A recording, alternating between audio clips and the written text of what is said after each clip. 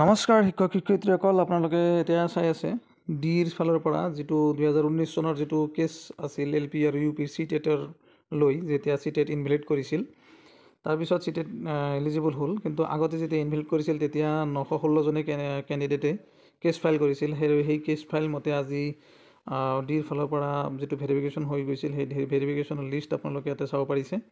মই ইয়াতে আপোনালোকক দেখুৱাই আছোঁ। এইবিলাক হ'ল ডিৰ ফালৰ পৰা মেৰিট লিষ্ট। LP আৰু UP দুয়োটাতে যিবিলাকৰ নাম প্ৰভিজনেল লিষ্টত সোমাইছে সেইবিলাকৰ মানে এতিয়া আপোনালোকে ৱেবছাইটত গৈ চাব পাৰিব। এইটো আছিল এটা ভাল খবৰ। আৰু 5,550টা পদৰ কেতিয়া দিয়ে, হয়তো এই মাহৰ লাষ্টত নহ'লে নেক্সট মাহত ফাৰ্ষ্ট উইকত আপোনালোকে হয়তো মেৰিট লিষ্ট পাব।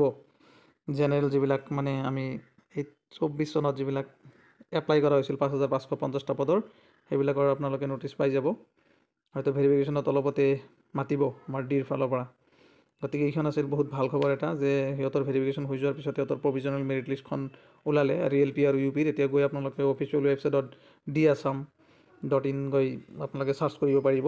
আপোনালোকে ইয়াতে গোটেইখিনি ডিটেইলছ একদম ভালদৰে চাব পাৰিব। যিবিলাক মানে উইথ পেটিশ্যন নাম্বাৰ ইয়াতে আছিল, সেই পিটিশ্যন নাম্বাৰবিলাকৰ চাই মানে যিবিলাক পিটিশ্যনাৰ আছিল সেইবিলাককহে অকল জাষ্ট ভেৰিফিকেশ্যনত মাতিছিল, আৰু তাৰ পৰা এইবিলাকক চিলেকশ্যন লিষ্টত নাম আহিছে প্ৰভিজনেল, আৰু ইয়াৰ পিছত আহিব ফাইনেল মেৰিট লিষ্ট।